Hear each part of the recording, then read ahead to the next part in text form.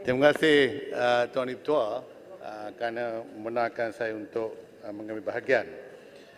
10 tahun dulu sememangnya rang undang-undang ini telah pun dibentang oleh saya sendiri selaku Menteri Undang-Undang, dan sekali lagi saya berdiri untuk menyatakan bahawa saya menyokong pelanjutan 5 tahun ini atas sebab-sebab yang telah pun disebut oleh Yang Berhormat Menteri sebentar tadi.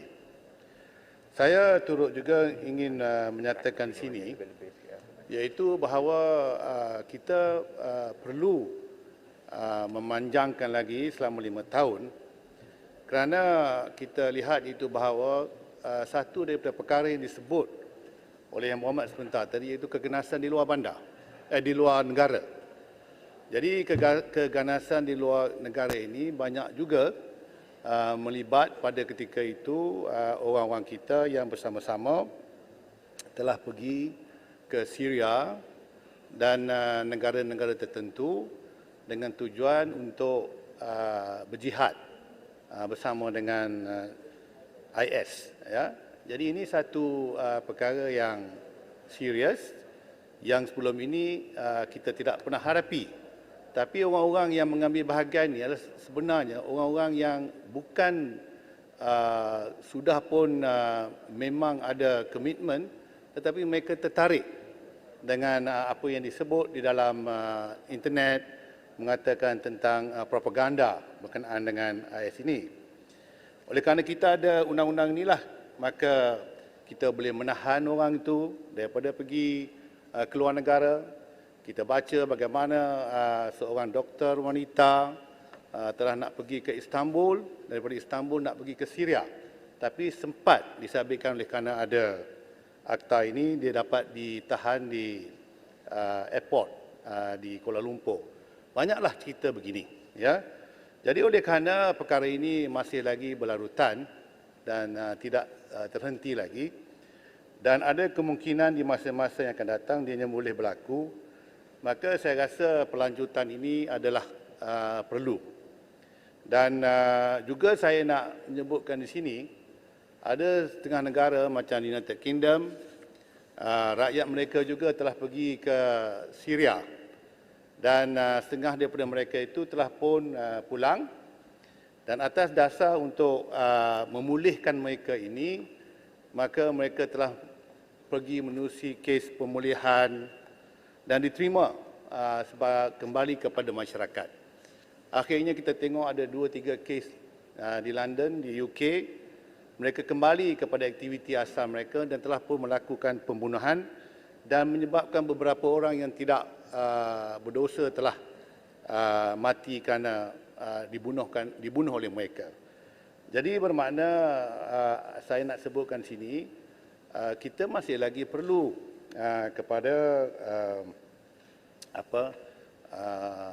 pelanjutan ini 5 tahun lagi untuk memastikan supaya negara kita aman dan damai. Alhamdulillah, kita lihat semenjak tahun 10 tahun yang lepas, kita dapat membanteraskan beberapa perkara daripada berlaku yang memastikan supaya negara kita ini aman dan damai disabitkan oleh kerana Akta SOSMA ini.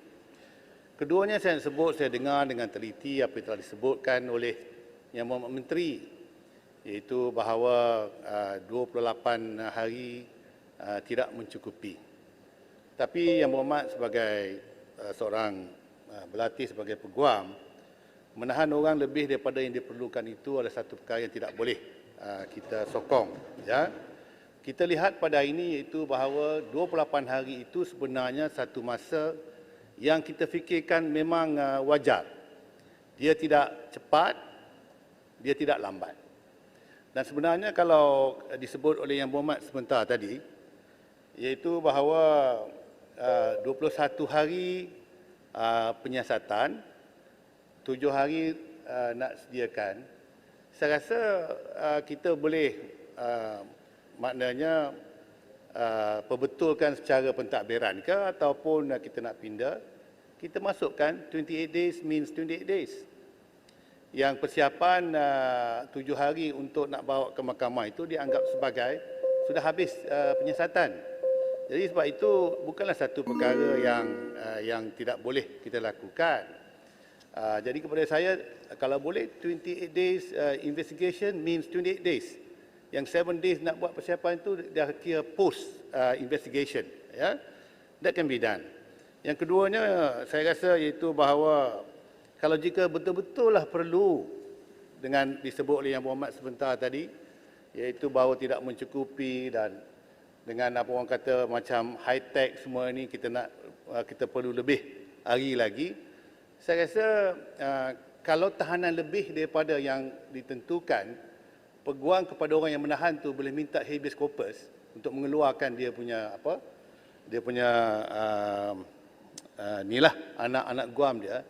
Mengapa tidak? Kalau diperlukan, kita sediakan peruntukan, iaitu bahawa kita hantar kalau kita perlu lebih daripada 28 hari, kita buatlah rayuan kepada mahkamah. Mungkin mahkamah tinggi untuk mendapat hari yang lebih. Yang saya rasa pada ketika ini memang tidak ada ruang, tapi kita boleh. Saya rasa kalau jika perlu. Saya ingat orang yang oleh kerana nanti kalau lawyer dia itu akan pergi ke mahkamah untuk dapat habeas corpus, maka mahkamah jugalah boleh menentukan sama ada perlu dipanjangkan lagi. Jadi saya fikir kalau perlu kita buatlah pindaan. Tapi yang penting sekarang ini saya menyokong penuh supaya kita memanjangkan lagi 5 tahun ini kepada tahun 2022. Saya menyokong. Terima kasih.